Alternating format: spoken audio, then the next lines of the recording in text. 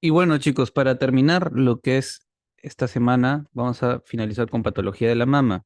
Aquí vamos a ver lo que son todos, lo que es tumores. Entonces, vemos aquí en este esquema en el cual nos clasifica las patologías de acuerdo a si es benigno o maligno. Entonces, se puede originar a partir de qué cosa de las células luminales, o sea, las células que están dentro de los ductos lobulares o del lobulillo, ¿ya? Entonces, en lo que es benigno, tenemos qué cosa, la hiperplasia epitelial, nada más hay un aumento en el número y tamaño de las células de los lobulillos, o también puede ser también de sus ductos. Y en lo que es maligno, tenemos al carcinoma ductal in situ, que es la neoplasia más frecuente de mama, el ductal, no es lobular, es el carcinoma ductal, y puede ser carcinoma infiltrante. Ya, infiltrante es cuando invade el estroma.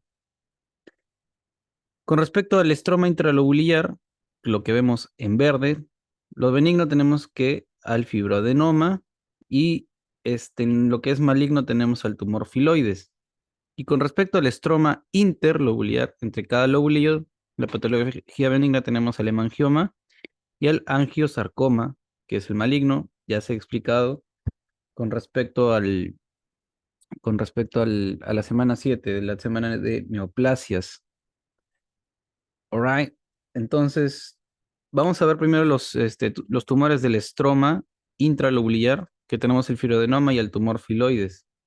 Como vemos aquí, el estroma intralobular que está en verde. Entonces, el fibroadenoma tiene un comportamiento benigno y en la anatomía patológica es una masa tumoral que tiene, ¿qué cosa? Límites definidos y escasa celularidad. Como vemos aquí, hay pocos núcleos. Vemos aquí que el fibroadenoma es una neoplasia del estroma y no tiene metástasis. En cambio, el tumor filoides es un tumor benigno, pero este tiene comportamiento maligno por la invasión. Entonces, en la anatomía patológica, ¿qué vamos a ver? Que hay células estromales que suelen sobrequecer a qué cosa las células epiteliales. Y puede haber qué cosa, nódulos bulbosos de las células estromales. Como les había dicho, el tumor filoides es un tumor del estroma y en un 2% de los tumores filoides pueden producir qué cosa, metástasis a distancia. Y bueno, como hemos visto también del estroma interlobular, vemos el hemangioma, que es un comportamiento benigno y no hace metástasis, y el angiosarcoma sí, pues es maligno.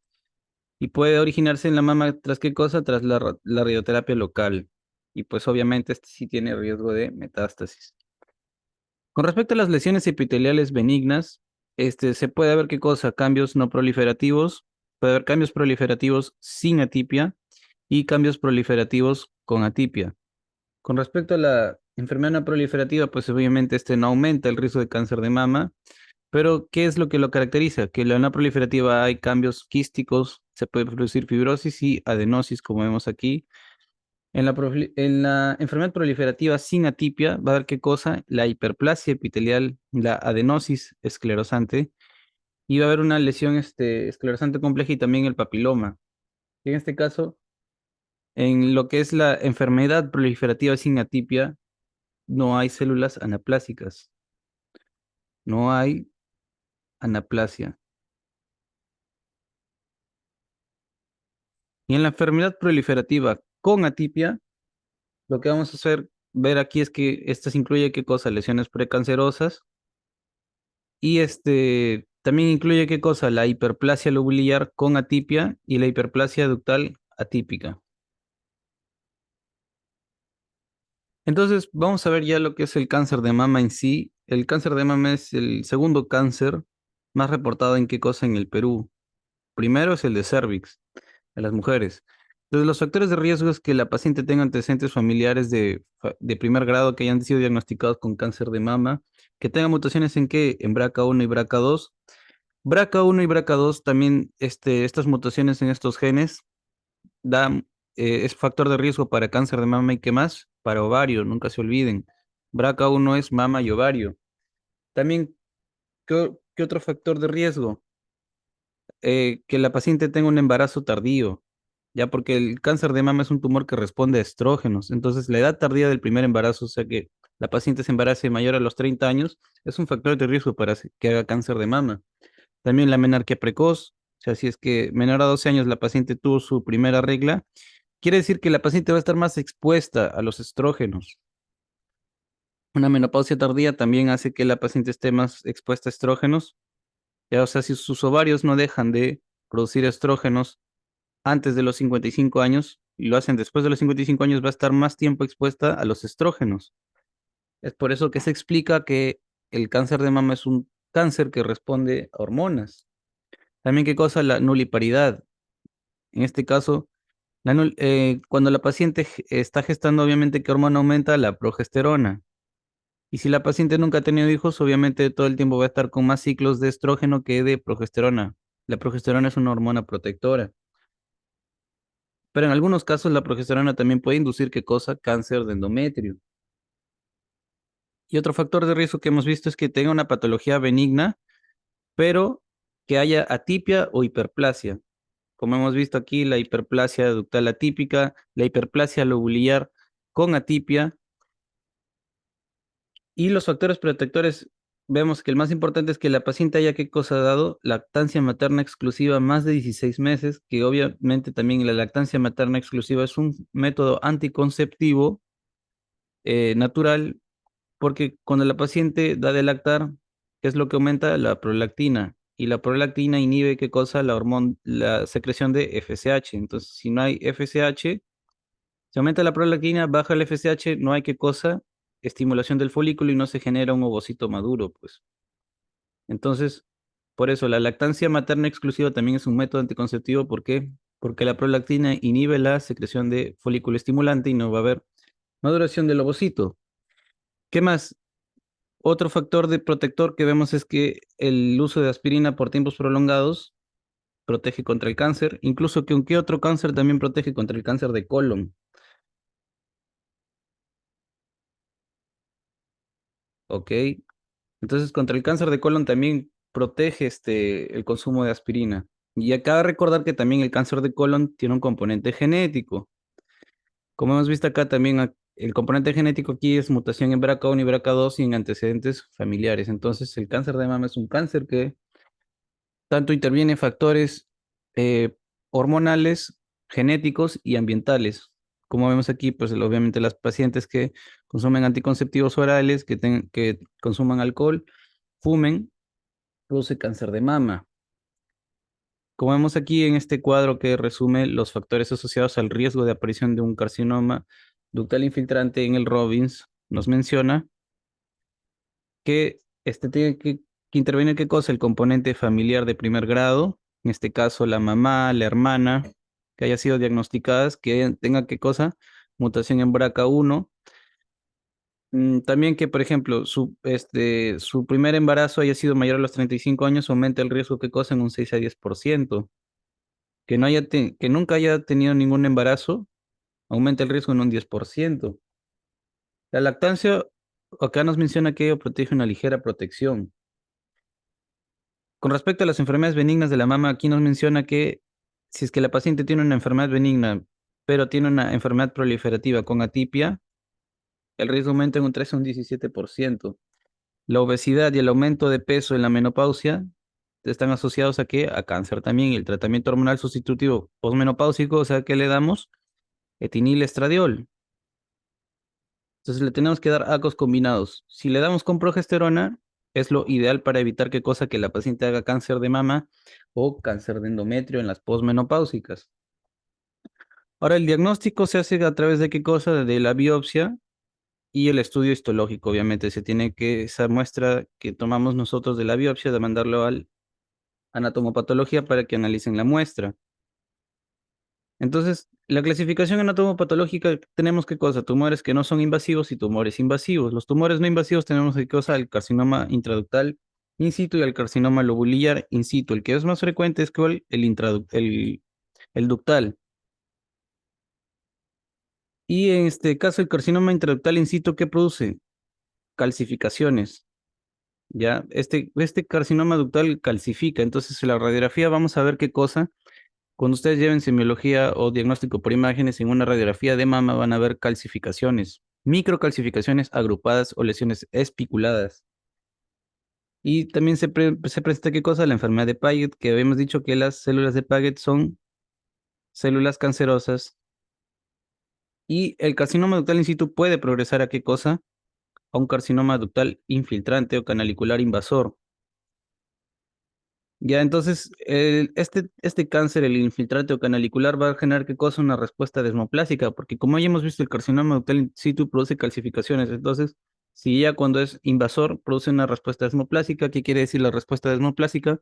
Que produce calcificaciones a nivel del parénquima, perdón, del estroma tumoral. Ya, entonces, esta reacción desmoplásica, ¿qué cosa? Sustituye a la grasa normal de la mama. Por eso es que en la radiografía vamos a ver las lesiones, las microcalcificaciones agrupadas, y este cáncer que expresa, ¿qué cosa? Receptor de estrógeno, que vamos a ver más adelante que el receptor de estrógeno se puede antagonizar por medio de fármacos como el tamoxifeno para la terapia del cáncer. Con respecto al carcinoma lobular in situ, este va a afectar a qué cosa, obviamente, a los lobulillos, y en un tercio de las pacientes con carcinoma lobular in situ acaban desarrollando qué cosa, un carcinoma infiltrante. Entonces, el lobular infiltrante representa qué cosa, el 10 al 15% de todos los carcinomas de mama, pero casi todos los lobulares, el tipo lobular, ¿qué cosa? Expresan receptores hormonales. O sea, van a expresar qué cosa, receptor de estrógeno y receptor de progesterona, RE y RP. Y la sobreexpresión de HER2 es infrecuente. ¿Qué es HER2? HER2 es el factor de crecimiento epidérmico. Factor de crecimiento epidérmico.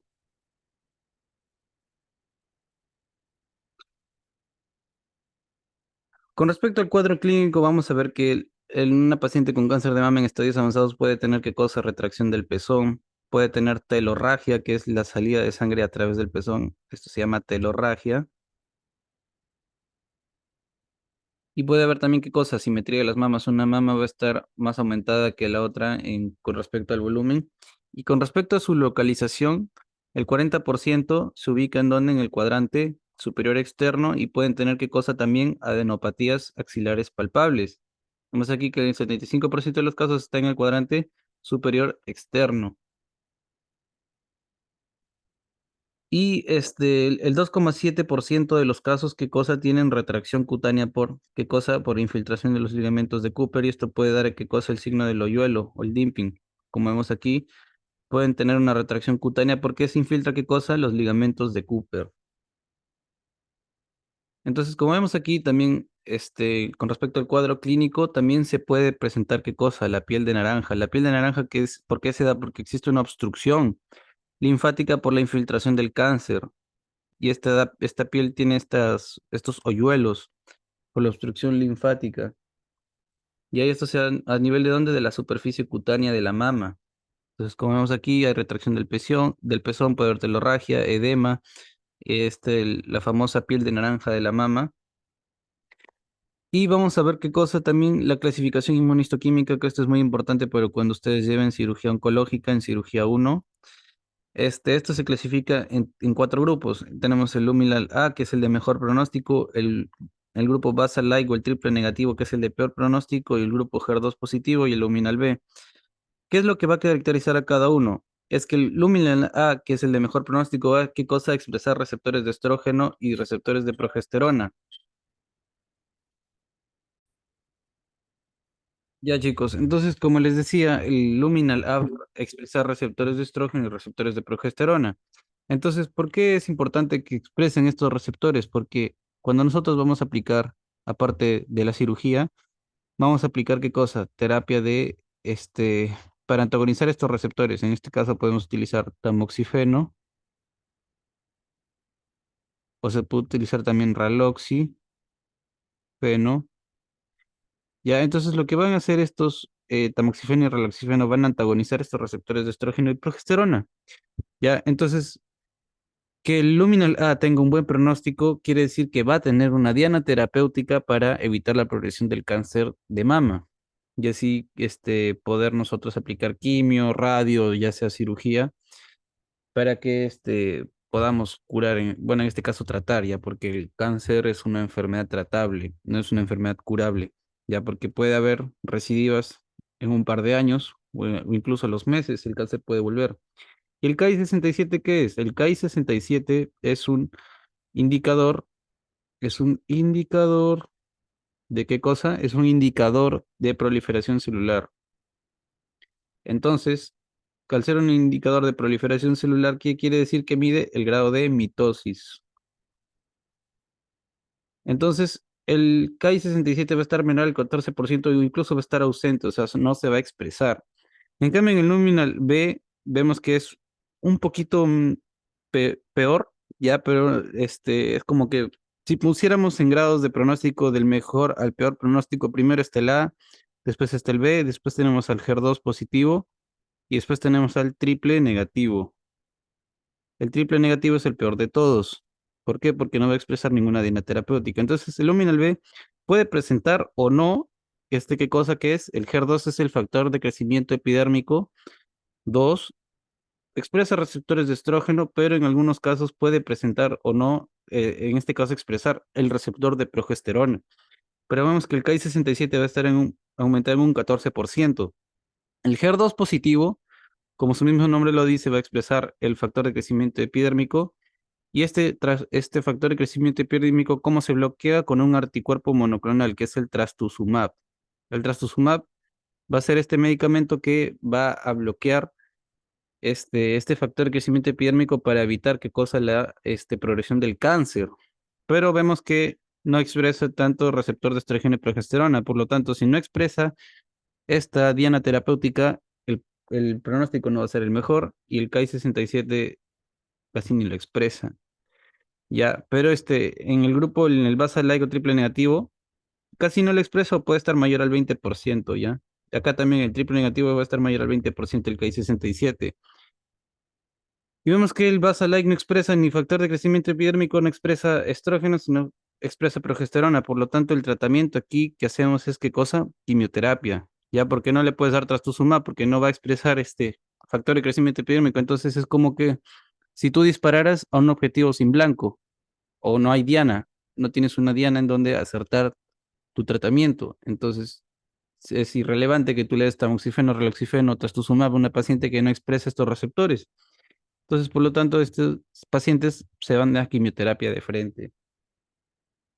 Ya, y eso lo van a ver con más profundidad cuando lleven cirugía oncológica en cirugía uno. Entonces, vemos aquí que las triple negativo, como les había comentado, se da en mujeres que tienen qué cosa, tienen mutación en BRCA1, perdón, vamos a ponerlo con verde, tienen mutaciones en BRCA1 y la frecuencia global es un 15%, el más frecuente es el HER2, en un 50, un 65% según el Robbins, pero las que tienen, perdón, las que tienen negativo para HER2 y positivo para receptor de estrógenos tienen mutación en qué? En BRCA2. Y también, también cuando se muta TP53, la paciente es positivo para HER2 o negativo positivo para receptor de estrógeno. Ya, entonces positivo para receptor de estrógeno y negativo para HER2 es ¿qué cosa? Un luminal A. Luminal A. Ya, porque expresa qué cosa, receptor de estrógeno, pero no expresa HER2. Pero si expresa HER2 y negativo positivo para receptor de estrógeno, progesterona puede ser un luminal B o puede ser HER2 positivo. Y cuando es triple negativo, pues no expresa ninguno de estos, ni progesterona, ni estrógeno, ni HER2, y se muta qué cosa, BRCA1, TP53 en el B, en el luminal B o en el HER2 positivo y BRCA2 se expresa en qué cosa, en el luminal A. Entonces, el cáncer de mama metastatiza con frecuencia ¿a dónde? La localización de las metástasis, en un 70% el cáncer de mama hace metástasis a hueso, ya hace metástasis a hueso y algunas otras vísceras. También puede, en las vísceras, ¿cuál es la víscera con la que hace metástasis con más frecuencia? Es al hígado. Entonces, cáncer de mama, nunca se olviden, hace metástasis con frecuencia al hueso. En este caso puede invadir la pared costal por su proximidad y puede hacer metástasis ¿a dónde? Al hígado. Y vemos aquí que las mutaciones más frecuentes, vemos aquí, es el TP53 en el 75% de los casos, también en el En el triple negativo es el TP53.